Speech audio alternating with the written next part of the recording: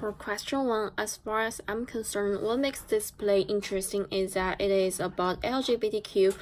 This tragedy is abnormal since it is about discrimination of minorities, homosexual groups. Even though a lot of people in this small town trying to ignore the fact, it changes the town ultimately. The tragedy makes the Laramie the center of the storm.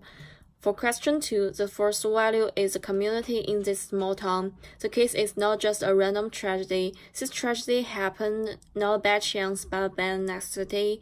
Matthew, who died in this incident, isn't an individual but a group that was subjected to oppression. It was Matthew who died in the incident, but who were actually injured in this incident were the people in the entire town. The second value in is the transformation of the attitudes of the people in the town. At first, they are skeptical and cautious about the case. It seems like they are trying to escape from the fact. However, after the case, they got themselves together and fight for their their own dignity. For question 3, during my reading, I was confused by the strong resistance to homosexuality in this small town. Since at that time, the United States should have been wildly tolerant of heterosexual groups. After my research, I found out that it is that the place in this story happened is a continent where the same story happened in the Brokeback Mountain. After all, the Western United States still has a strong resistance to homo. For question 4, at the beginning, Laramie was depicted as a peaceful and beautiful small town until the tragedy happened.